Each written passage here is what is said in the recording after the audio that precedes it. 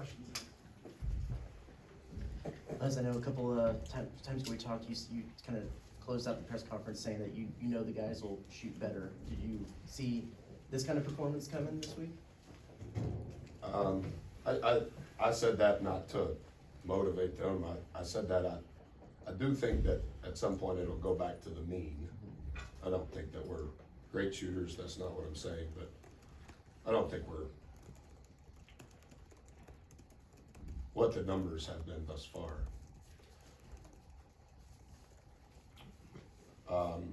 Obviously, it looks a lot better when you make shots, and you make shots at the rate that we did.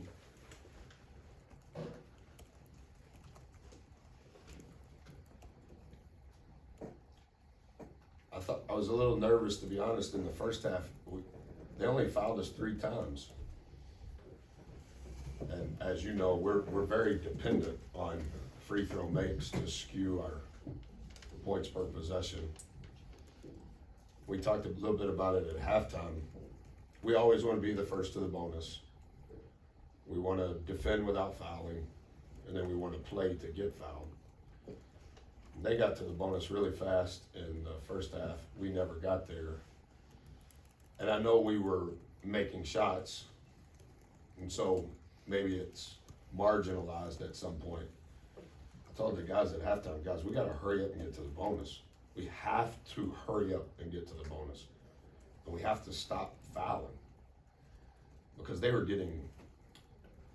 weren't scoring a lot of points at the free throw line, but they got to the bonus, which forces us to now, it's the 15th best offense in the country and first in the league. You're gonna foul them. They have multiple pros on the team. And so it just puts us in a corner, and I thought we were better in that regard in the second half. How many, a lot better in the second half. 16 points in the second half and 2 in the first half. To that, you went a little bit more to the dribble penetration in the second half. Was that, and how much did getting to the bonus early kind of help quell some momentum plays? Well, you know this, it was a fast turn. We got home from Missouri at whatever it was, 3 a.m. on Thursday, and our staff was phenomenal. They were way ahead of me as usual, but as we began to meet on Thursday, the offensive group, the defensive group, the special teams, they were way ahead, and we delayed our typical 2-day before on Thursday, and I told the kids in the locker room in Missouri, guys, I don't know anything about Tennessee. We haven't played them. It is a mirror, so I have to learn it for good. So we delayed the timing on that on Thursday. I thought the staff had distilled it perfectly, and we gave our guys a little bit more than we normally do. I thought they absorbed it very efficiently. We didn't practice, so it was just kind of, let me show it, let's walk through it, let's write it down. So yesterday was our first rep of it, and from the very beginning, every breakdown deal that we were doing, they were spot on. And offensively, we made some unique adjustments that we've never done, and defensively, we did the same. So I think 15th best offense, first in the SEC, 5th best defense, 2nd best in the SEC. And to your question from yesterday, so much attention to 3, rightfully so. But them other guys, well, if they play without 3, they're more than good enough to beat us. And so we had to make unique adjustments that our staff was spot on with. Our guys absorbed it. And then as the game was going, those adjustments were helpful. And then we began to expand on it because the players were picking up on some of it. And anytime that's happening, I think that's a sign of great growth for your group. What were some of those adjustments that you made? Well, I don't want to say it because, we play them again. I'm not being a jerk. No. You understand. Fair enough. Buzz, you it I've said, never seen you wear is that a sport coat or leisure coat? something my wife Saturday gave night me coat. for Christmas a couple of years ago, and she suggested I wear it, so. Well, she was right. So I did. It looks nice. Thank you. Anyway, I was gonna ask you, you know, you said that you thought Tennessee was a team capable of winning the national championship, and y'all went out and never trailed in this game. Was there anything in practice or in the days recently that gave you an indication that y'all are ready to play what's probably your best game of the year? No, I honestly, I don't mean this sarcastically at all. Last Saturday, we were playing to get to 500. And it was a monumental effort just to win by one.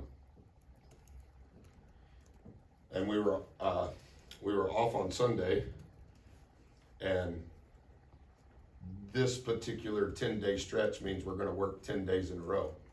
So we were off on Sunday. We worked Monday and Tuesday along with travel to play Wednesday. We worked Thursday and Friday to play Saturday. That means we're working tomorrow and Monday to play Tuesday.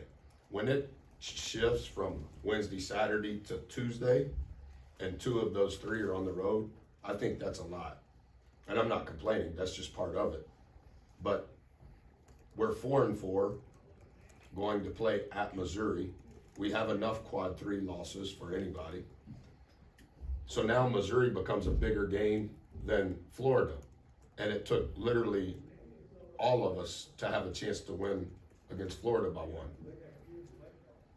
And we did some good things, I thought, at Missouri, even though it would be discounted outside of our group of you're supposed to win. Yeah, but nothing is supposed to happen. You have to make it happen. And then we get home Thursday morning and you're like, hey, they're a 2 seed right now. They're 5th in the net. They're 5th in Ken Palm. You could argue that they're a 1 seed. They have the player of the year on the team. They have a current Hall of Fame coach. And I'm not sure that 3 is the best prospect on their team. And we'll have to be perfect just to have a chance to win by 1. So I don't think that, we don't have time to think of those thoughts because we're so consumed, just like when we wake up in the morning. The game on Tuesday is actually bigger than the game that we just played, even though that was so fun and we're very thankful. So eat some pizza tonight and then wake up early tomorrow, and we have to figure out how we can win on Tuesday. Do you allow yourself to think about what a game win over that team and what it does for your NCAA tournament resume? No. We've had this conversation, not being a jerk. We've had this conversation well, I guess we didn't have it the first year because we were in Nashville when the tournament got canceled. We didn't have it in our second year because you guys were on Zoom and we didn't play in February. And then when we were 4-8 in conference play in year 3, nobody was even talking about the NIT. And then whatever we were, when we played them last year, we were 12-2 when they were 11th in the country, and we were still a 7 seed. And so I have literally said no to every possible distraction because I just think you're on a hamster wheel and it doesn't solve anything. Andy has 33 rebounds the last 2 games. Just how big has he been for you? He's the DR Dennis Rodman. I've said it before. I mean, that's what I wrote to him today on my game day note. I will never take for granted the opportunity of a lifetime to coach it. I'll never take it for granted. What he does has nothing to do with who his head coach is. And not to take away the importance of rebounding that our staff gives to it. What he's doing has nothing to do with what we're talking about with rebounding. It's just, The reason why our defense is doing better is because we're finishing the possession with a rebound. Andy's rebound. And the reason why our offense has a chance is because we're doing a better job of shooting predictable shots, and we get an offensive rebound, Andy. And then we can manipulate the game pace-wise, as fast as that was. Yeah, so 9 times we shot it and missed it, and he got it. And our offensive rebound percentage was below our average. So if he doesn't get 9, our team gets 5. We're not winning. It's just,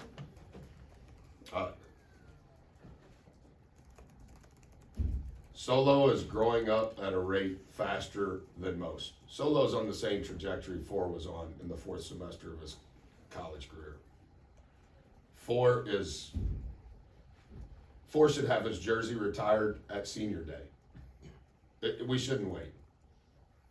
What Andy is doing, I think Andy leads the SEC in rebounding, leads the nation in offensive rebounding, and if he keeps doing this sort of deal, like he's averaging distinctly more rebounds than points. Henry's back healthy. You can hear his voice from wherever you sit. That means he's rolling. And Boots, whatever the question Olin always answered, Boots played good. We won. It's just, I don't want to take any of it for granted. Boots played better than just good. It's 20 plus the last 3 games. He said nothing's changed. What do you think? That's my guy. That's my guy. I think he processed all that transpired as maturely as any good human being can. And I think he processed all that transpired as positively as anyone with incredible competitive character can. There was some shenanigans going on in Columbia early. And I was like, that's great. And Rod goes, that's not great. I go, no, that's great. Because Boots will hear it. We're good, baby. That's Boots. Buzz with a few minutes left in the first half. Wade picks up his second foul. Yeah. Comes out of the game. Could have been an opportunity for them to come back, but you guys went 8 minutes with Tennessee not scoring at all. Yeah, I think I should have said it. Mo's been through so much. Mo's 5 minutes and 13 seconds against Florida. I understand he went 0-4, but he also drew 3 fouls. He got a huge defensive traffic rebound, and he changes the pace of the game. And without sounding silly, if 4 Boots can get a drink of water per half, it makes our team better. Mo was not great at Missouri. We've talked about it. He's watched it. I've been straight up with him. Mo was tremendous. And I'm not talking about that he scored 6 points. Mo's physicality, Mo's athleticism, Mo's speed, Mo's talent, and Mo's ability to get fouled. When he doesn't get spun around like a blender on defense, it's huge because we're fighting. And I thought H with a driving layup in the first half, H with the offensive rebound putback in the second half, played 13 minutes. Jace is playing out of his mind because he plays so hard. Anything that Mo gives us, anything that H gives us. And then I was mean to Wildens yesterday, and I actually thought today was the best Wildens has played since he's been at Texas A&M. Not his numbers. The physicality that he played with gave us a chance against 0. I had to take Andy out. 11-0 was just whipping him. You got to put Wildens in. But 6 minutes for Wildens, huge relative to Andy, Henry, and Solo. We played big, our version of big, for how many minutes?